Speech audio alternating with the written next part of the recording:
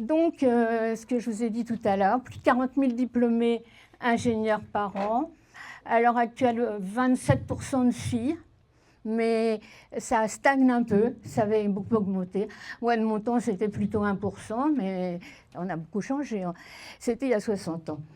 Donc, on a besoin de beaucoup de monde, et donc il y a des postes à prendre et pas de chômage.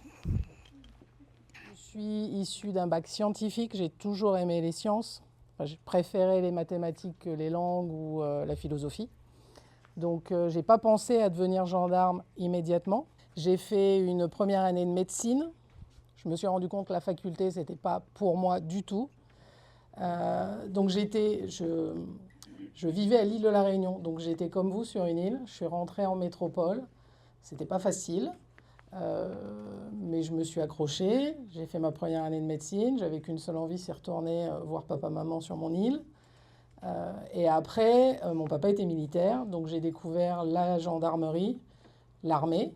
Donc j'ai voulu rentrer pour faire ce métier. Et une fois que je suis rentrée en gendarmerie, j'ai découvert la police scientifique.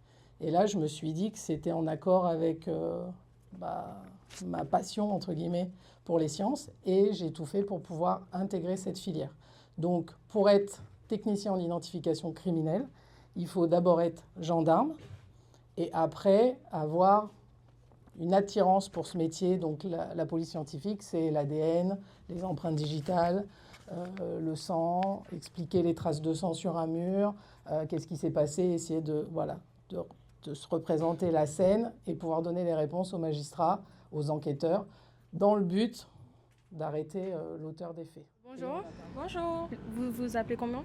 Karina, Fleming Karina. D'accord. So, pouvez-vous expliquer en quoi consiste la filière STI2D? La filière STI2D, en fait, c'est une filière technologique où on voit plusieurs choses qui est surtout sur l'innovation, comment on peut renouveler de nouvelles choses, comment on peut créer de nouvelles choses pour différents projets. D'accord.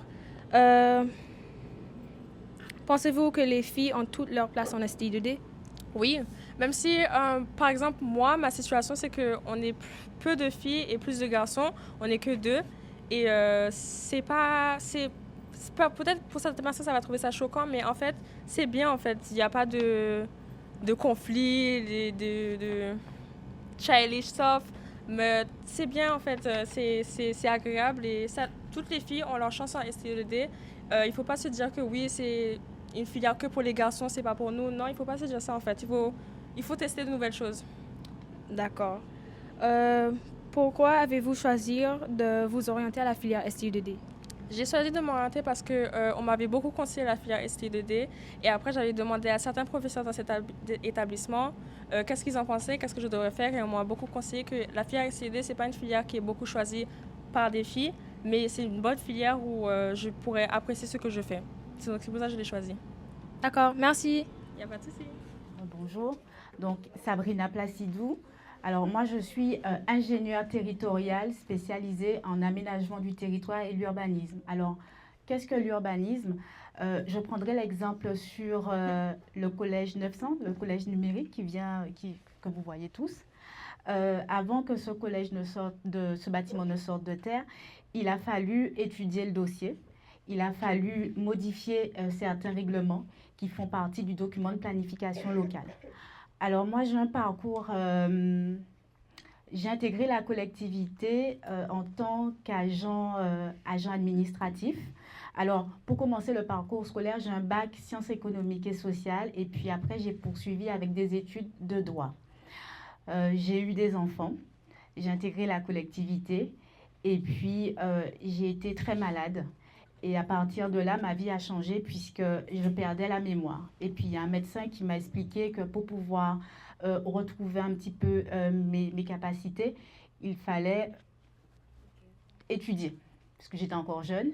Donc, j'ai décidé de reprendre mes études. J'ai d'abord commencé par préparer le concours de technicien. Donc, je suis devenue technicienne spécialisée en prévention et gestion des risques. Donc, je m'occupais de toute la partie plan de prévention des risques naturels au niveau de la collectivité. Et puis après, j'ai décidé de poursuivre puisque ça me plaisait. J'ai fait une mise à niveau pour avoir un Master 2 et puis pour pouvoir passer le concours d'ingénieur territorial. Puisque ce concours, quand bien même en tant que maman de 3 enfants, il m'était accessible, mais l'accession, c'est une chose, mais pouvoir passer un concours où les autres candidats sont issus des différentes écoles, il fallait se mettre à niveau. Donc en devenant ingénieure, j'ai été nommée directrice de l'aménagement du territoire et de l'urbanisme juste après le passage de l'ouragan Irma, où j'ai participé avec d'autres collègues, notamment Madame Gorizia, qui est présente, à la reconstruction du territoire. Alors, bonjour à tous, Gloria Chance, chef du service patrimoine naturel et biodiversité à la COM de Saint-Martin. Donc, mon métier consiste à faire de la gestion des espèces et des milieux naturels, également participer ou créer des projets de restauration des sites naturels, identifier les zones sensibles et avoir des relations avec les différents services environnementaux comme le conservatoire, la réserve naturelle ou encore les associations naturalistes. Donc, au niveau de mon parcours, j'ai toujours eu un parcours scientifique. Donc, j'ai commencé par avoir un bac S. Ensuite, j'ai poursuivi avec une licence scientifique, donc une licence de gestion et biodiversité de la biodiversité terrestre, puisqu'il y a marine et terrestre. Donc, je suis restée plus sur le côté terrestre. J'ai donc poursuivi par un master écotrope, donc la gestion de la biodiversité terrestre et tropicale, que j'ai fait en Guadeloupe. Donc, après ça, j'ai fait énormément de stages, que ce soit stage volontaire en tant que bénévole ou stage avec l'école, dans les associations naturalistes, parce qu'on apprend beaucoup de choses à l'école ou avec les stages de l'école. Mais en fait, il faut s'ouvrir un peu plus et aller voyager un peu plus pour connaître vraiment ce qui se passe sur le terrain, parce que quand on travaille dans l'environnement, il faut vraiment savoir ce qui se passe sur le terrain, donc avoir beaucoup d'expérience sur le terrain. Donc c'est pour cela que j'ai dû voyager ou m'intégrer dans les associations qui faisaient beaucoup de sorties naturalistes. Donc après ça, au niveau des métiers, donc j'ai pas tout de suite commencé à travailler dans l'environnement. Malheureusement, j'ai pas eu cette chance. Donc j'ai commencé à travailler aux impôts, un métier qui n'est pas du tout terrain et qui n'a rien à voir avec l'environnement, mais ça m'a quand même appris à avoir ça m'a formé à travailler dans l'administration. Donc c'était pas un point négatif. Pour travailler sur les logiciels, les différents services informatiques, ça m'a beaucoup aidé. Et également avoir du contact avec le public. Ensuite, donc, j'ai continué mon parcours en travaillant en tant que chargée de mission dans l'environnement en Guadeloupe. Je suis retournée en Guadeloupe à l'Agence régionale de la biodiversité. Donc, c'est une agence qui est sous l'OFB, donc l'Office français de la biodiversité. Alors, moi, c'est Baro Daniela. Je vais vous présenter mon parcours vite fait. J'ai fait un bac scientifique, spécialité SVT. Et ensuite, comme beaucoup de personnes, j'ai fait une PACES. Et au cours de l'année, je me suis posé la question, mais qu'est-ce que je fais là? Parce que ce n'était pas vraiment quelque chose que j'aimais. J'étais plutôt intéressée par la biologie. Du coup, après la PACES, je me suis réorientée en biologie et j'ai fait une spécialité biologie des organismes et des écosystèmes. Donc, c'était plutôt centré sur la biologie des plantes, la biologie animale, etc., plutôt que la biologie humaine. Ensuite, j'ai fait un master en écologie et éthologie. L'éthologie, c'est l'étude des comportements animaliers. Et au cours de ce master, j'ai pu faire beaucoup de stages. J'ai pu faire des sorties professionnelles, semi-professionnelles avec l'école, avec le master. Donc voilà, j'ai fait tout ça. Et finalement, après mes stages, etc., je me suis retrouvée à la COM en tant que chef de service des espaces verts. Donc, je fais de la gestion des espaces verts, donc tout ce qui est fauchage, élagage. Enfin, pas moi personnellement, mais oui, je gère les équipes. Voilà. Et pour éventuellement aussi commencer à faire de l'aménagement des espaces verts, donc avec la plantation, etc. etc. Donc, voilà. Bonjour. Bonjour. Tu t'appelles comment? Belair Gianna. En quoi le Fab Lab complète-t-il les apprentissages de la STI2D? Le Fab Lab, il va être complémentaire sur beaucoup de choses parce que sur le Fab Lab, on va pouvoir créer des pièces et des choses qu'on doit utiliser plus à l'avance sur des projets, par exemple des engrenages, des supports, des choses comme ça, comme par exemple dans un projet qu'on avait fait, un panneau solaire. On a pu faire des supports de moteurs et on a pu faire des engrenages pour faire les liaisons et pour faire certains mouvements. D'accord. Quel type de projet réalisez-vous dans cette filière? On réalise un peu de tout. Ça va dépendre, ça va varier. Le premier projet qu'on avait fait, c'était un four solaire. Ensuite, on avait fait un tracker solaire et on essaye de voir si on peut faire un distributeur de gel hydroalcoolique. D'accord. Que direz-vous à une élève de seconde qui hésite à s'orienter vers la STI2D? La filière STI2D, c'est quelque chose de très général en question. Si elle veut faire de l'ingénierie, si elle veut faire de l'architecture, c'est une filière qui est très bonne parce qu'elle va ouvrir des portes à plusieurs choses. Et si elle doutait un peu entre l'architecture et l'ingénierie, elle va pouvoir voir les deux choses en général et pouvoir apprécier ce qu'elle fait, pouvoir tout explorer. D'accord, merci. De rien. Alors, rebonjour. Présentation de mon métier. Je suis opticienne, j'ai 22 ans, oui. J'ai eu mon bac en 2019, donc j'avais fait un bac S avant. J'aimais pas forcément les maths, mais j'aimais bien la physique et la SVT. Donc, j'ai eu mon bac. Et après mon bac, je savais pas du tout ce que je voulais faire. Donc, je me suis laissée 1 an en me disant, on verra ce que je fais dans 1 an. Malheureusement, il y a eu le Covid entre-temps. Donc, j'ai fait 2 ans sans rien faire. Et au bout de la 2e année, mes parents ils m'ont dit, il va falloir faire des études. Donc, je me suis inscrite sur Parcoursup à des BTS au hasard. Je ne savais pas du tout ce que je voulais faire. Et je me suis dit, si je suis prise ici, c'est bien. Si je ne suis pas prise, tant pis. Donc, j'avais mis les villes aux alentours de là où j'habitais. Donc, je venais de Nîmes. Donc, il y avait Nîmes, Montpellier, Marseille. Et j'ai été acceptée en BTS OL. C'est un BTS opticien lunetier. Okay. Donc, c'est un BTS qui se fait en 2 ans, comme son nom l'indique. C'est un BTS qui demande d'avoir des bonnes bases en maths quand même. Ça demande beaucoup de physique et d'être assez polyvalent dans plusieurs matières. Donc, que ce soit en droit, en compta, en physique, comme je disais, et même en anglais. Donc, ça peut être un avantage pour vous. Donc, j'ai eu mon BTS en 2 ans, et au bout des 2 ans, en fait, il y a une poursuite d'études qui est possible. Soit vous continuez, et dans ce cas-là, vous faites une licence et après un master, soit vous arrêtez au BTS et vous êtes juste opticien. Donc, moi, j'avais la possibilité de faire la licence. Donc, je me suis inscrite en licence. C'est une licence qui permet d'être opticien spécialisé dans différents domaines, comme les lentilles ou bien ce qu'on appelle la basse vision. C'est pour les personnes qui ont des très très mauvaises vues, qui ont des maladies ou autres. Le BTS que j'ai fait, c'est un BTS qu'on peut faire soit en alternance, c'est-à-dire que vous travaillez pendant 2 jours ou 3 jours, et le reste du temps, vous êtes à l'école.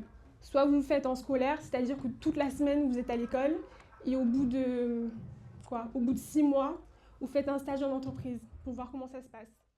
Alors, bonjour à toutes. Donc, moi, je m'appelle Alizée Palpier. Donc, j'ai commencé ma formation en passant par un bac général scientifique, S. Après le bac, j'ai donc intégré une classe préparatoire, donc en biologie, chimie, physique et sciences de la vie et de la terre. Donc la classe préparatoire, c'est un parcours qui est assez fastidieux, pour être honnête. C'est très difficile. Par contre, ça a le mérite, en effet, comme il avait été précisé, d'ouvrir à énormément de possibilités par la suite. Donc par le concours, suite à la classe préparatoire, vous avez accès à vraiment un énorme panel d'écoles d'ingénieurs. Et c'est aussi quelque chose qui est très formateur. Je dirais même que dans ma vie professionnelle, ça a été l'étape de ma vie la plus formatrice. Pour ceux qui hésiteraient à aller dans cette expérience, il ne faut pas non plus voir la chose comme quelque chose d'insurmontable.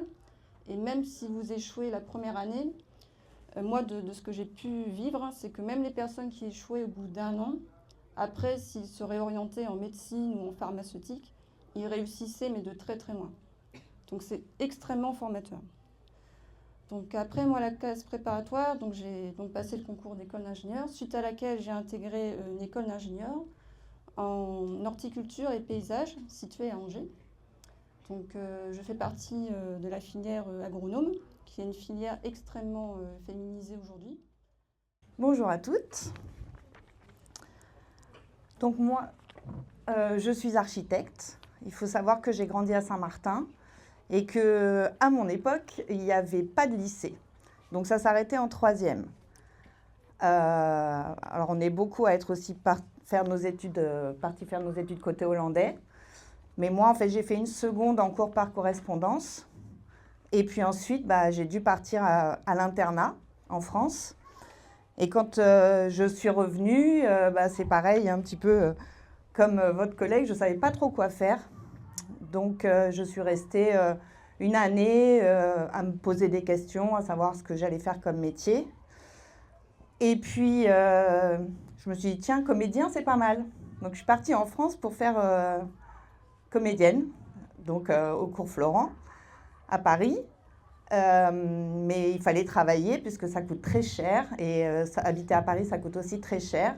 Donc j'ai cherché un emploi et j'ai trouvé un emploi dans un cabinet d'architecture en tant que, au départ, secrétaire technique. Alors il faut savoir qu'en fait, j'ai un oncle architecte et j'avais aimé ce métier, mais c'est un métier très difficile et qui me semblait inaccessible pour une femme. À l'époque, il y avait vraiment pratiquement que des hommes et donc j'avais mis un petit peu cette idée de côté. Et puis finalement, quand je me suis retrouvée dans cette agence d'architecture, je me suis dit, tiens, on peut ne pas être que secrétaire, on peut aussi faire autre chose dans ce métier. Et petit à petit, je me suis intéressée au dessin. Mon patron m'a mis à la table à dessin. Et au bout de 2 ans dans cette entreprise, j'ai arrêté les cours Florent et je suis rentrée en école d'architecture, donc 2 ans après le bac. À l'époque, il n'y avait pas Parcoursup encore, donc c'était sur dossier. Et donc, j'ai été acceptée sur dossier.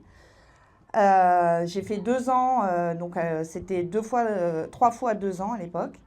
Aujourd'hui, c'est différent, c'est 5 ans d'études plus 2 ans en entreprise. Et ensuite, on doit repasser une habilitation à la maîtrise d'œuvre pour pouvoir suivre les chantiers et signer aussi les permis de construire, entre autres. Et donc, en fait, au bout de 2 ans, ça faisait 4 ans que je n'étais pas rentrée à Saint-Martin et j'ai eu beaucoup de mal à m'adapter à la France. J'ai fait ce que j'ai pu, mais en fait, je n'ai pas réussi et j'ai arrêté mon parcours. Et je suis revenue à Saint-Martin, donc pour retrouver les parents, les amis, l'île, etc. Et j'ai eu 2 enfants. Et puis, au bout d'un moment, je me suis dit, c'est bien, c'est super, mais c'est dommage d'avoir arrêté. Et donc, je suis repartie avec mes enfants. À 28 ans, j'ai repris le chemin de l'école parce que finalement, c'est un métier qui me plaisait. Mais sans diplôme, on ne peut pas être juste dessinateur. Donc, j'avais travaillé à Saint-Martin en tant que dessinatrice pour des architectes, mais je ne pouvais pas être architecte. Donc, je suis retournée avec mes enfants en France à 28 ans et j'ai passé mon diplôme d'architecture que j'ai eu à 32 ans. Donc vous voyez, avec les enfants, voilà. Et donc, ensuite, je me suis installée en France parce que les enfants grandissaient et puis bon voilà, c'est le parcours un petit peu parce qu'on cherche du travail. Ici, il n'y en avait pas forcément. Et puis, au bout de quelques années, je suis rentrée à Saint-Martin pour exercer ce métier après Irma, puisque j'ai pas vécu Irma, mais ça m'a beaucoup bouleversée d'être loin.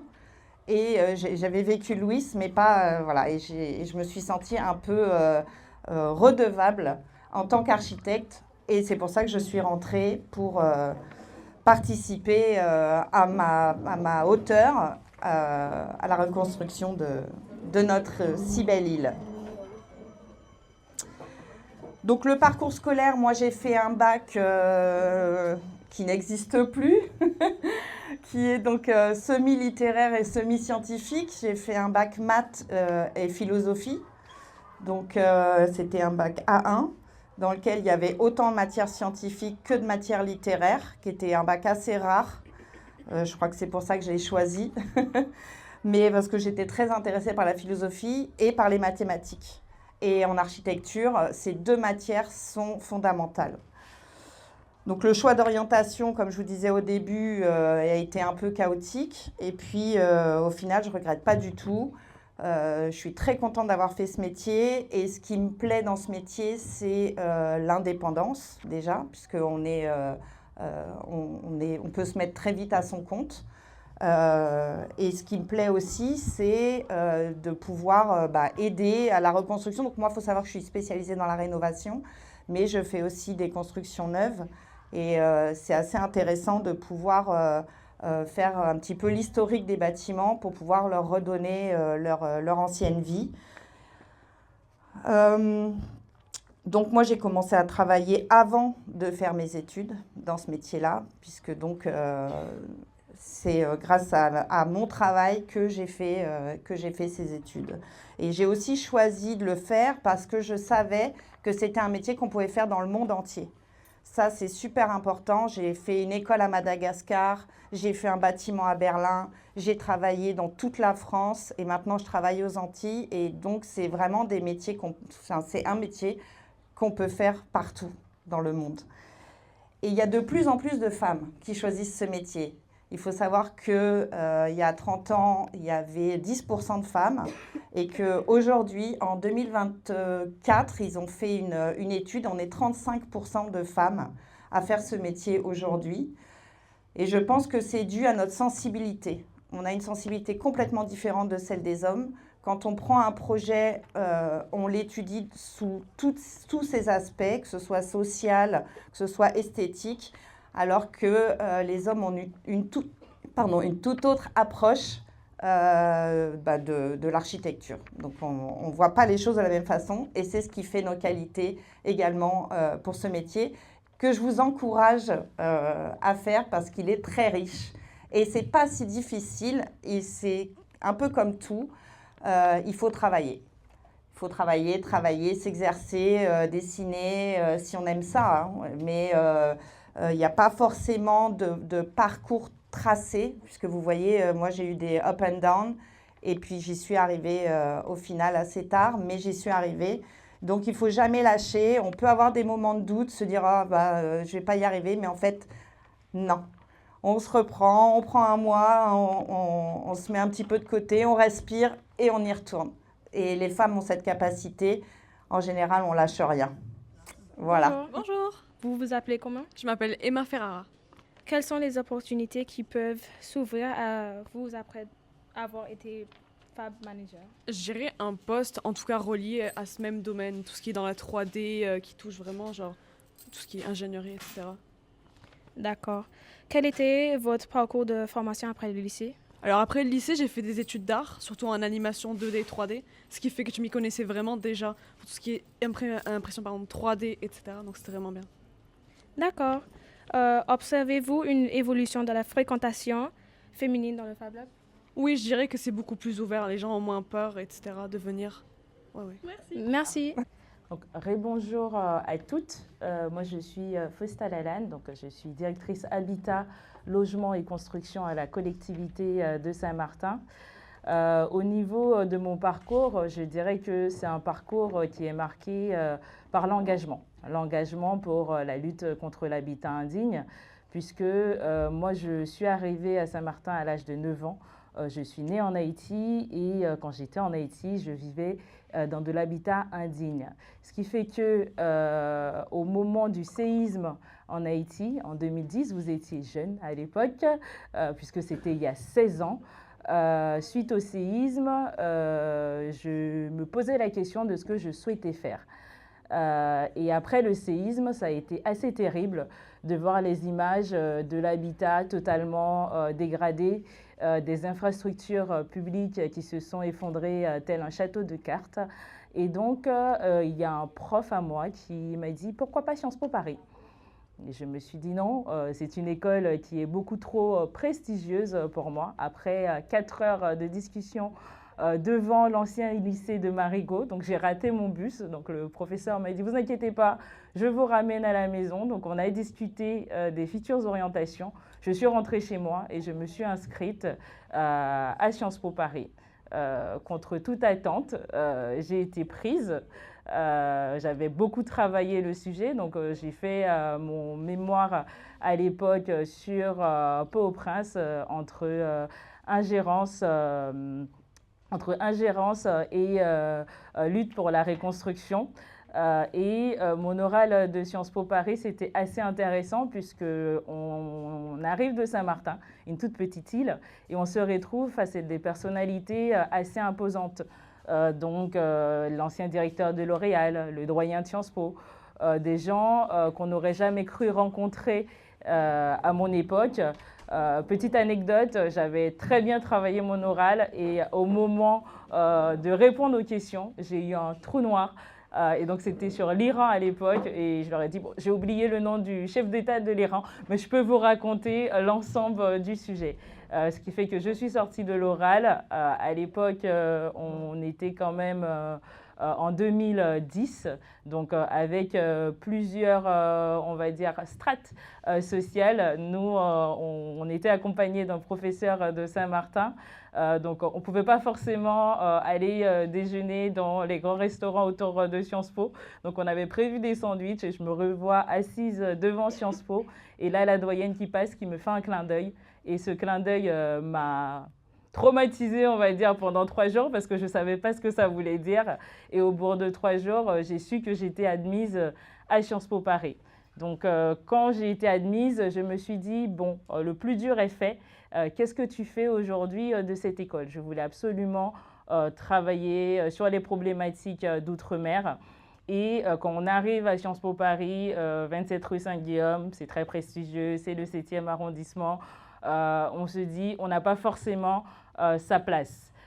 Et donc, il a fallu se créer cette place. Donc, j'ai demandé à intégrer le campus de Sciences Po Poitiers, qui est spécialisé dans les mondes latino-américains. Et donc, du coup, je pouvais aussi avoir des cours sur l'outre-mer. La première année s'est passée et à 19 ans, j'ai décidé d'aller en Équateur, un pays que je ne connaissais pas du tout, pour travailler avec une ONG qui s'appelle Un Toit pour mon pays, donc Un Techo para mi país.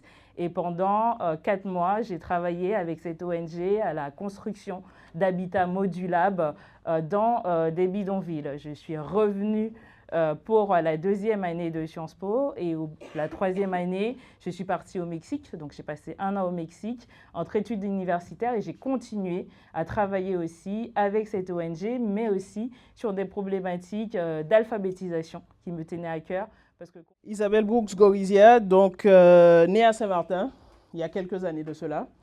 Femme, épouse, mère d'un enfant de 18 ans, qui est passé aussi par ce lycée, qui est en 2e année de droit à Fouillol.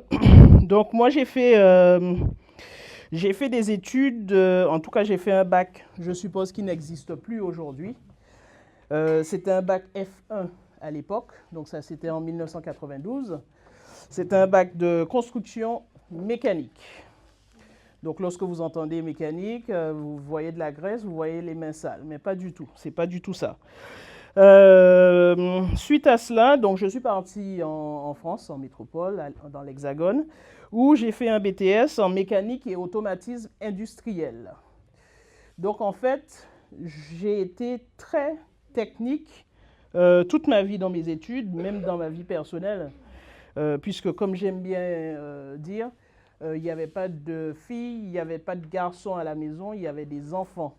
Et donc, chacun savait tenir un marteau, chacun savait repasser du linge, chacun savait nettoyer la citerne, etc., etc. Donc, très technique, avec des frères, en fait, qui ont fait avant moi des études techniques, donc électronique, électrotechnique et mécanique auto. Et en fait, moi, j'ai suivi cette voie des études techniques. Suite donc à ce BTS, hein, j'ai fait une spécialisation en production automatisée. Donc ça, c'était en 1995. Et aujourd'hui, on se rend compte que le monde est dominé par l'intelligence artificielle, dominé par les robots, dominé par un certain nombre de choses qui, en 1995, on était au début. On était au début et on construisait donc des systèmes automatisés. Lorsque j'ai fait mon stage en BTS, c'était dans une entreprise qui construisait des volants pour PSA, donc Peugeot, Renault, Citroën, des volants de voitures. Donc c'était tout un système automatisé de machines qu'il fallait concevoir pour construire, des machines qu'il fallait maintenir, des machines qu'il fallait réparer, mais aussi toute la partie technique qui était la partie de dessin, le dessin industriel. Lorsque moi j'ai commencé, on était encore sur les tables à dessin, donc on n'avait pas encore les ordinateurs, ça commençait à venir, mais on travaillait encore sur les tables à dessin avec les équerres et les règles. Donc, je suis rentré à Saint-Martin en 1995, donc à la veille de Louis, oui, puisque je suis arrivé en juillet 95 et donc Louis était en septembre 95. Donc, vous comprenez bien, jeune, Saint-Martinoise, femme, je reviens au pays avec un diplômé, donc je me sens bien, mais que personne ne comprend. Qu'est-ce qu'elle a fait comme étude? Pourquoi elle a fait de la mécanique? Mais on n'a pas besoin de ça ici. Mais si on en avait besoin, puisque on avait déjà, et toujours, hein, la centrale EDF, on avait la production d'eau, mais on avait surtout déjà sur le territoire des entreprises qui faisaient de la mécanique bateau et de la construction, donc de la préparation, de la fabrication de pièces de remplacement sur le territoire. Mais en tout cas, cela ne m'a pas découragé, hein, puisque lorsque je me suis présenté à la collectivité en 95, au service technique, on m'a dit « Isabelle, désolé, on n'a pas de place pour toi ». Ça ne m'a pas découragé, j'ai décidé de créer mon entreprise. Créer mon entreprise, donc, dans le domaine du recyclage, puisque vous comprenez bien, suite à Irma, les déchets, les VHU, les véhicules hors d'usage qui ont été cassés, les tôles, les ceci, les cela, donc filière de recyclage qui n'existait pas à Saint-Martin. Et donc, je suis parti dans ce domaine. C'est en partant dans ce domaine que j'ai connu aussi la SEM-SAMAR. Et donc, j'ai intégré la SEM-SAMAR en tant que prestataire, assistance à maîtrise d'ouvrage, chargé d'opération, pendant plus de 12 ans. Et pendant plus de 12 ans, en fait, j'ai réalisé pour le compte de la SEM-SAMAR des opérations que vous pouvez retrouver aujourd'hui encore sur le territoire. Si vous habitez à Quartier d'Orléans, par exemple, vous avez des ouvrages, des ponts, bridges, rue des Deux Frères. Vous avez des routes qui ont été réalisées sur Belle-Plaine et vous avez des logements. Donc aujourd'hui, j'ai pratiquement 300 logements réalisés, pas que j'ai construit de moi-même, mais que j'ai chapeauté en tant que chargé d'opération sur Quartier d'Orléans, en partant de Belle-Plaine avec la résidence Belle-Plaine, la résidence Les Frères, les LES, donc les logements en accession à la propriété juste derrière la pharmacie.